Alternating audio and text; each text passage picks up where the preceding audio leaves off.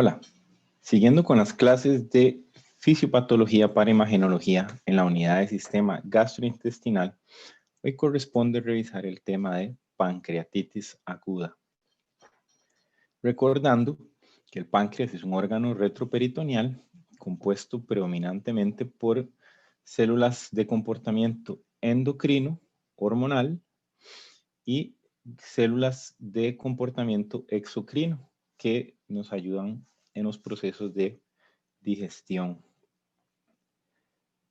La relación anatómica del páncreas con el intestino delgado y la vía biliar es de importancia para entender las patologías que se comparten o que se correlacionan entre problemas digestivos y la cercanía del trayecto biliar y pancreático con la flora gastrointestinal, los problemas de la vía biliar propiamente dichos, que pueden repercutir sobre la función pancreática y también pues los efectos que podría tener a largo plazo la falla pancreática en los procesos digestivos subsecuentes. Entonces, ya nos podemos ir dando una idea de qué puede suceder en caso de patología pancreática aguda, tanto por las funciones que tiene,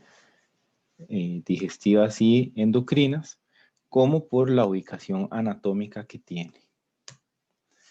Es importante recordar todas las enzimas y productos del páncreas exocrino.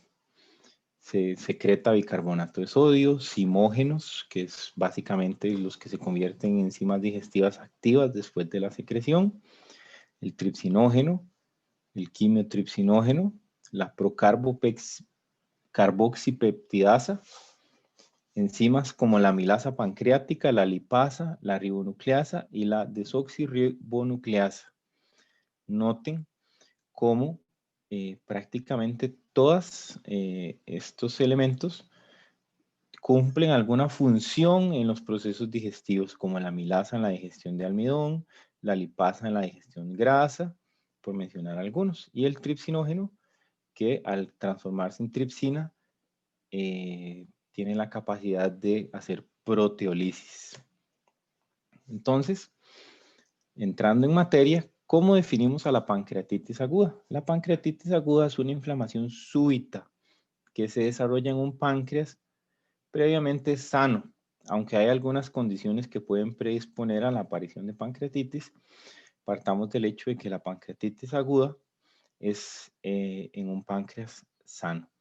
Y aquí podemos ver una representación macro anatómica de lo que vendría a ser un proceso inflamatorio pancreático con aparición de tumefacción, extravasación sanguínea y inicio de edema asociado a muerte celular.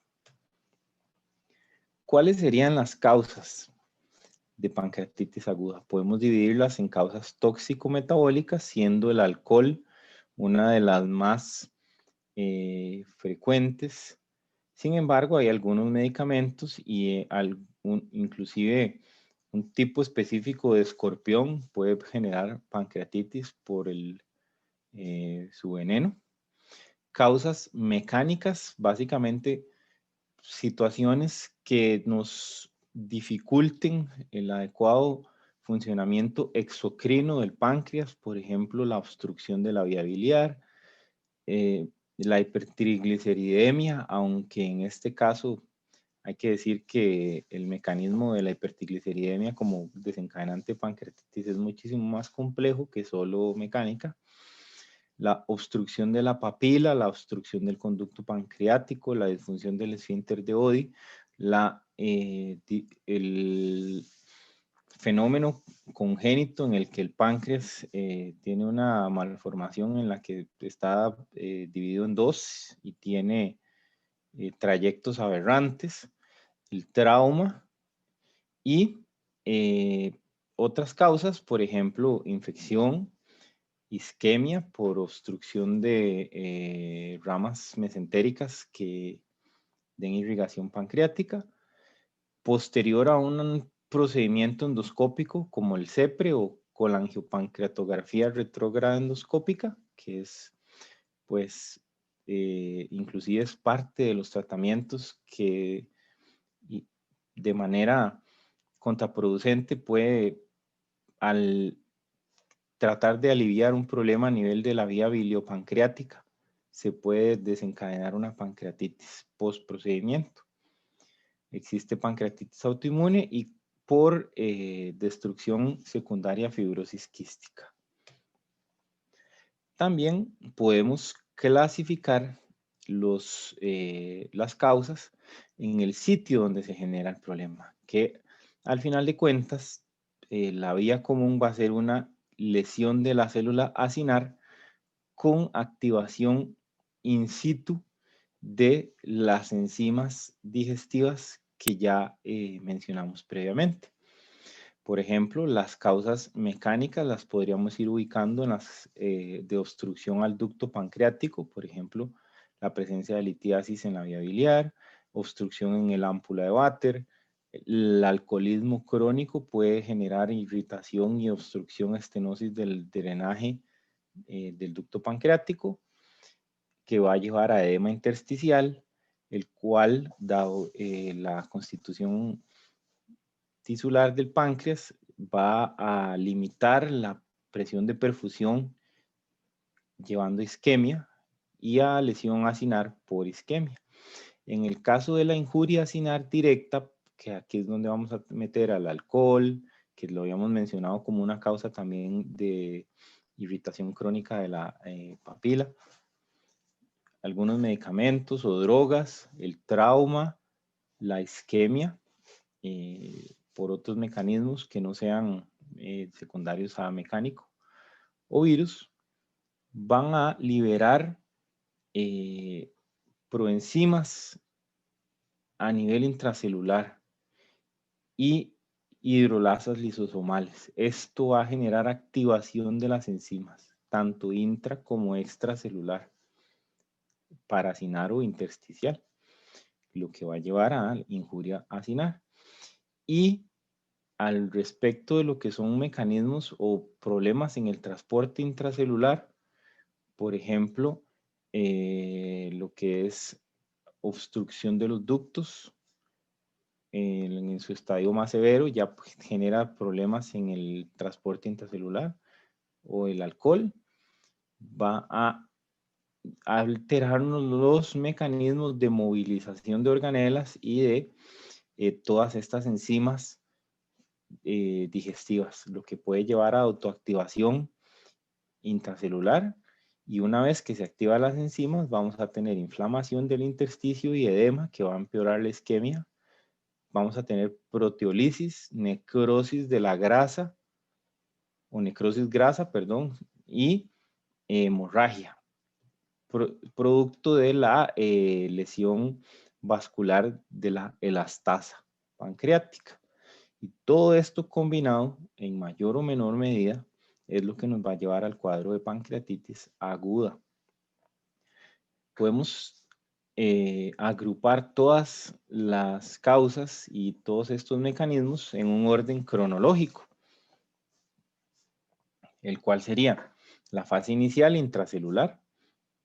A nivel local, si progresa, hablaríamos de fase intracinar.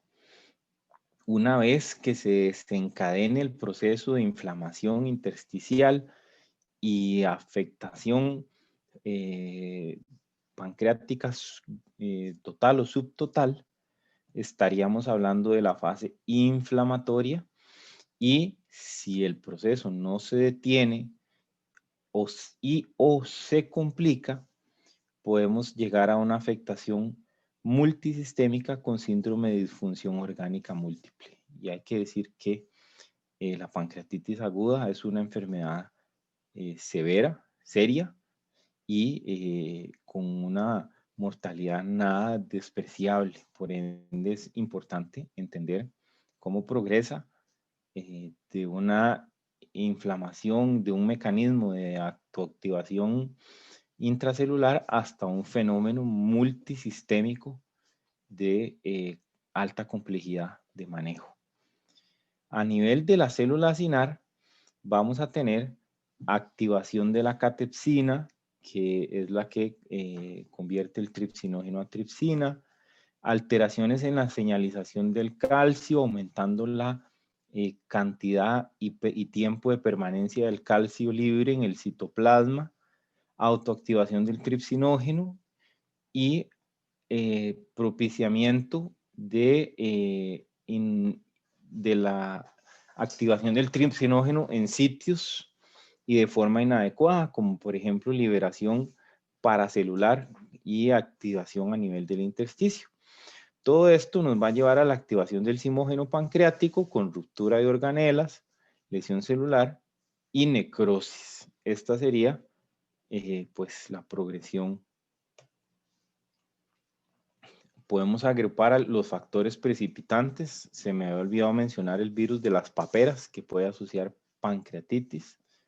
Y toda la activación de estas enzimas nos va a llevar a la autodigestión del tejido pancreático, que va a llevar a necrosis e inflamación severa del páncreas, y esto puede generar liberación masiva del contenido de los acinos pancreáticos a la circulación sistémica, generando shock por vasodilatación, activación de la coagulación y lesión pulmonar como síndrome de estrés respiratorio del adulto, y la liberación de enzimas digestivas activadas en la cavidad peritoneal y retroperitoneal puede llevar a destrucción tisular con inflamación masiva, dando dolores muy severos, propiciando la aparición de hemorragia y shock asociado a la hemorragia, peritonitis química, que posteriormente se puede complicar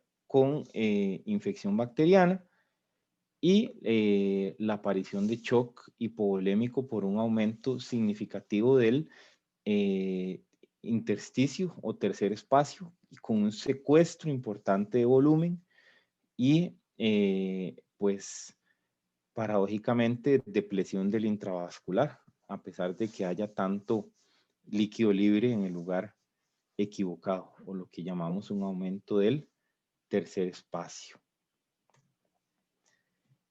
Nuevamente, mencionando los eventos intracinares, producto de alguna injuria acinar, sea cual sea, vamos a tener comportamiento patológico del calcio, y esto nos va a generar activación del tripsinógeno y activación del factor nuclear kappa beta, que mediante la señalización de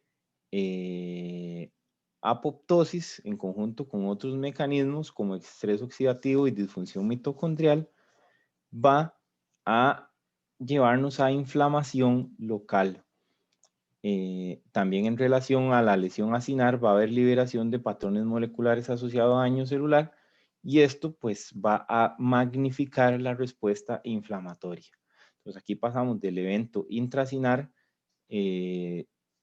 mediado por disfunción del calcio o del manejo del calcio, mejor dicho, a una fase de iniciación.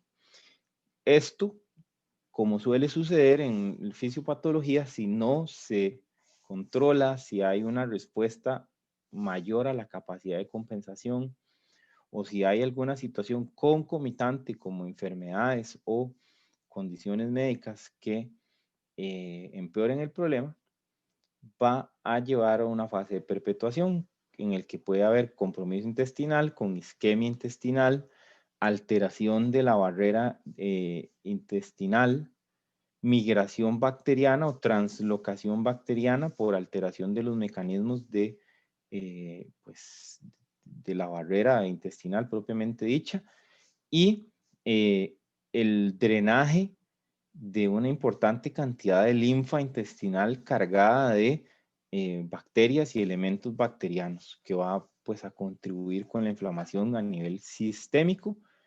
La liberación de citoquinas proinflamatorias a la circulación general va a generar también inflamación, y el tejido adiposo circundante va a experimentar necrosis grasa y liberación de citoquinas o adipoquinas, como se les conoce, y de lípidos proinflamatorios, que todos juntos estos mecanismos nos vayan a llevar a una inflamación sistémica muy importante, tan así que la pancreatitis aguda es uno de los diagnósticos diferenciales de la sepsis. Aquí vemos un poco más detalladamente cómo sucede la liberación de enzimas al intersticio por situaciones mecánicas que obstruyen la salida natural de los elementos intraacinares, como piedras o obstrucción del ducto pancreático. Y estas enzimas también nos van a llevar a alteración del retículo endoplasmático. Otro mecanismo en el que tenemos un problema a nivel de secreción, vamos a tener la colocalización en las mismas vacuolas de tripsinógeno y catepsina B, lo que va a llevar a una activación intrínseca de tripsinógeno intracinar con pancreatitis y edema pancreático y por supuesto que afectación a nivel también intracelular de las organelas, siendo de vital importancia para entender el retículo endoplasmático, dado que el calcio es uno de los cationes fundamentales para lo que es la movilización de citoesqueleto, vacuolización y activación enzimática. Su homeostasis es necesaria para que el páncreas no presente estos fenómenos patológicos. Sin embargo, cuando tenemos mal manejo del calcio por aumento en la entrada del mismo al intracinar y además afectación de los mecanismos de eliminación de calcio mediados por ATP, como ven aquí, por injuria secundaria a etanol o por ácidos biliares. Esto nos va a llevar a mayor entrada y mayor permanencia intracelular y mayor concentración de calcio intracinar, que nos va a empeorar todo básicamente, lesionando las mitocondrias, llevando a necrosis celular, vacuolización y activación intracinar de las enzimas. Y aquí es donde viene el punto de equilibrio. Si el estrés es de bajo, no se alcanzan a sobrepasar todos los mecanismos y la despolarización mitocondrial, o no despolarización, sino la afectación de la estructura de la membrana mitocondrial, si es parcial, esto mediante la vía del citocromo C nos va a llevar a apoptosis o muerte celular programada. Sin embargo, vean cómo el aumento sostenido de calcio nos va a llevar a lesión completa mitocondrial y activación de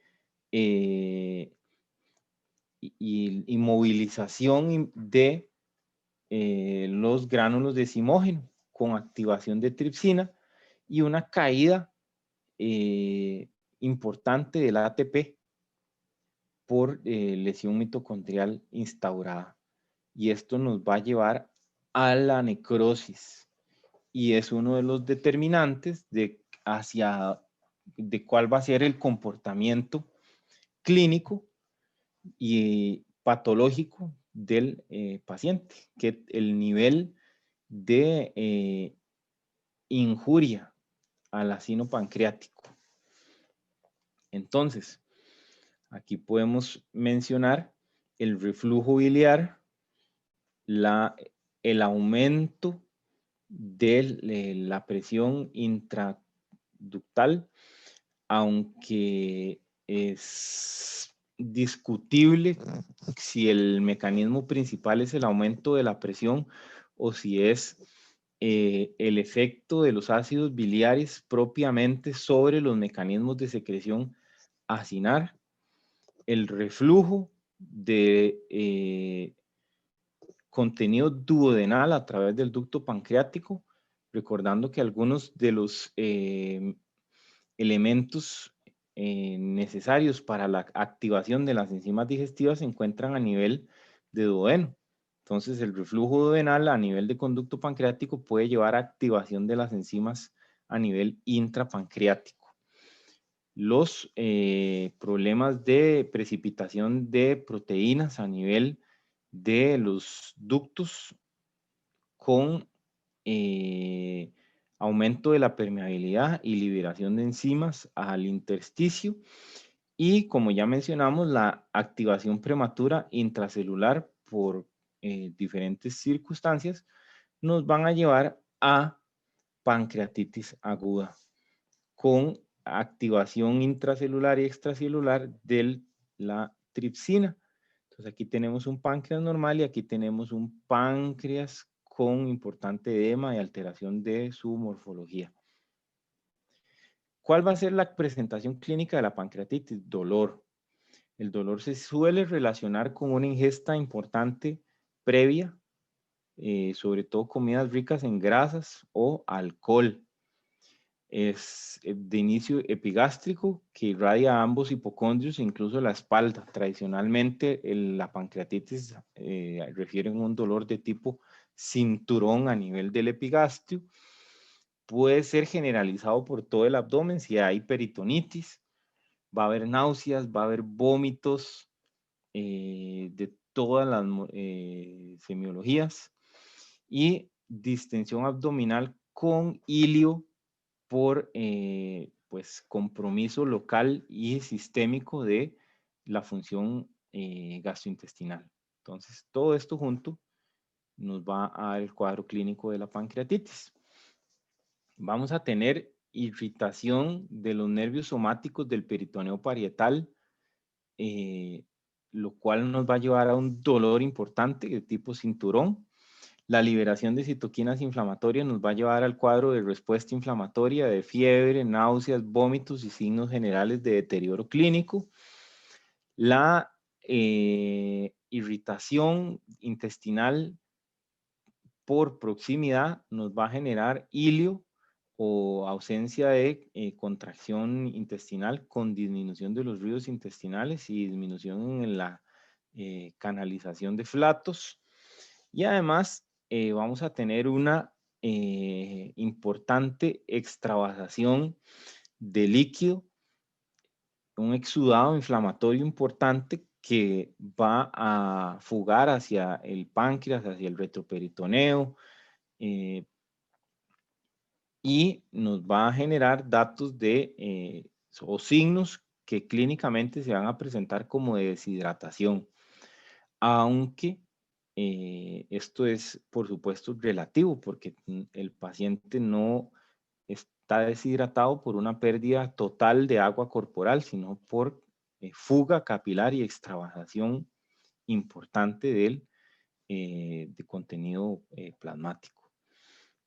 Vean aquí una pancreatitis aguda con necrosis hemorrágica de la cabeza del páncreas y una zona pálida en el que se ve necrosis grasa típica de la pancreatitis.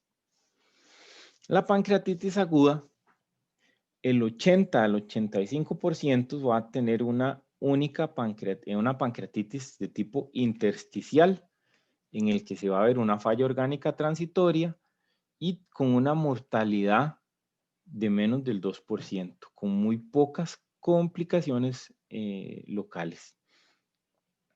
Pero un porcentaje nada despreciable de pacientes va a tener pancreatitis necrotizante, que durante las primeras 2 semanas se puede presentar como un cuadro abrupto severo y con una mortalidad intrínseca por el cuadro de pancreatitis aguda. pero también puede suceder que la falla pancreática persista, que la inflamación permanezca, y no solo permanezca, sino que empiece a modificar la arquitectura normal del contenido intraabdominal, y esta, por supuesto, que va a tener una mortalidad muchísimo mayor. Muchas veces el contenido pancreático se organiza en forma de quiste o de necrosis amurallada, la cual puede ser necesario que requiera cirugía o drenaje endoscópico en un segundo tiempo para el paciente. Y la forma más severa de pancreatitis o pancreatitis crítica es cuando tenemos complicaciones locales asociadas a infección de todo este líquido pancreático acumulado a nivel intraabdominal. Entonces, un quiste infectado puede tener una mortalidad bastante alta. Dichosamente es de las que menos se presentan. Sin embargo, no es infrecuente que tengamos en cuidados intensivos pacientes con pancreatitis. Aquí vemos la edematosa intersticial, que es una mayoría de los pacientes, y en algunos casos vamos a tener necrosis del tejido pancreático y peripancreático. Aquí vemos nuevamente cómo todas estas enzimas y elementos proinflamatorios contribuyen fisiopatológicamente a los fenómenos clínicos y de laboratorio que vemos en la pancreatitis aguda. Por ejemplo, hipocalcemia por secuestro de calcio en la necrosis grasa, y además por hipoalbuminemia mediado por fosfolipasa A2. Vamos a tener necrosis de los islotes pancreáticos, donde están las células beta que producen la insulina. Por ende, vamos a tener caída en la concentración de insulina e hiperglicemia asociada, y la activación de los elementos del sistema inmunoinflamatorio, y obviamente donde hay inflamación hay trombosis. Entonces vamos a tener toxicidad y erosión de los vasos sanguíneos con sangrado, lo cual nos puede llevar a gangrena pancreática. La trombosis nos va a llevar a isquemia y a dolor. Y el sistema, la vía de las calicreínas nos va a dar mucha vasodilatación y exudado plasmático, lo cual va a contribuir a dolor y a secuestro de líquidos con manifestación de shock circulatorio. Y ya la afectación de órganos como el pulmón, con lesión pulmonar aguda y lesión renal, van a empeorar las cosas de manera importante. Y esto, pues la afectación multisistémica no es infrecuente de encontrar en pancreatitis. Lo que determina la severidad de la progresión es la cantidad de horas que persista el daño orgánico secundario pancreatitis, porque por supuesto que de persistir y empeorar, lo que sugiere es que estamos en la fase de inflamación persistente y de falla orgánica secundaria. De manera muy somera, las complicaciones de la pancreatitis aguda, que son muchas, vamos a dividirlas en complicaciones sistémicas, como insuficiencia respiratoria por inflamación pulmonar y edema pulmonar, insuficiencia renal por lesión por aumento de la presión intraabdominal y síndrome compartimental abdominal, por hipoperfusión renal y por pues, mediadores inflamatorios, shock circulatorio, sepsis como complicación, coagulación intravascular diseminada como manifestación más severa de la disfunción del el sistema de coagulación, y alteraciones metabólicas de todo tipo. Y a nivel local vamos a tener necrosis, pseudoquiste, absceso, ascitis de origen pancreático, que es líquido intraabdominal libre, fístulas de todo tipo, secundarias a la pues, generación de trayectos anómalos por la digestión del tejido intraabdominal y estructuras anatómicas, y también oclusión. El quiste puede comprimir, puede crecer y puede comprimir estructuras aledañas, y si no se drena, pues el paciente no le baja ni un trago de agua. Entonces, es todo tipo de complicaciones podemos tener asociadas a la pancreatitis aguda. Y para ir cerrando, la pancreatitis crónica, que es pues la manifestación de un páncreas que queda lesionado, que queda proclive a la inflamación, que queda propenso a la hiperactividad de los acinos, que tiene mayor viscosidad con acúmulo de tapones de proteína y algún grado de alteración funcional y anatómica, va a progresar a una atrofia pancreática con disminución de las funciones exocrinas y endocrinas, y además puede presentarse estenosis y estrecheces de el drenaje pancreático como tal.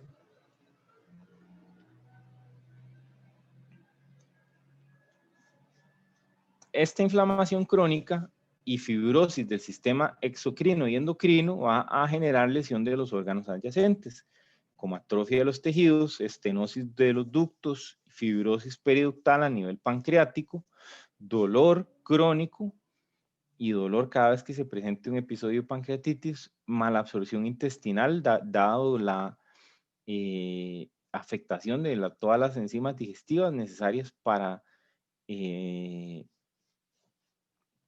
pues metabolizar, absorber y metabolizar los nutrientes y los elementos esenciales de la dieta, con pérdida de peso, alteración de la función endocrina pancreática con diabetes mellitus secundaria, trombosis de la circulación espláncnica, y puede presentarse además como otras manifestaciones como diarrea por malabsorción intestinal, pseudoquiste, que sería una complicación de tipo local, y en caso de afectación de la vía biliar puede generar ictericia o acumulación de bilirrubina, que ya mencionaremos en la clase de patología hepática con profundidad, que es ictericia.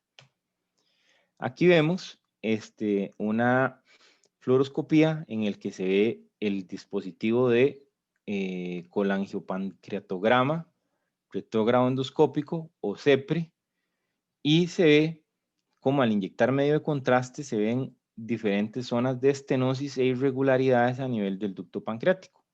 Esto es en el caso de un paciente con una pancreatitis crónica. Y pues es el procedimiento que se hace con alguna regularidad en nuestros hospitales de CEPRE, que puede ser diagnóstico y puede permitir o facilitar muchas maniobras terapéuticas diferentes. ¿Cuáles son las manifestaciones clínicas de la pancreatitis crónica? Esteatorrea o diarrea por malabsorción de grasa con heces con importante contenido de grasa, diarrea como manifestación de lo mismo, y además por malabsorción de otros elementos que genera arrastre de agua y pérdida de peso secundario a la malabsorción. Vamos a tener deficiencia de cobalamina por afectación de su metabolismo a nivel de intestino delgado, y además vamos a tener hipocalcemia y las manifestaciones crónicas de la misma, como afectación del sistema óseo por déficit en la absorción de vitamina D. Y eso básicamente corresponde a la clase de pancreatitis.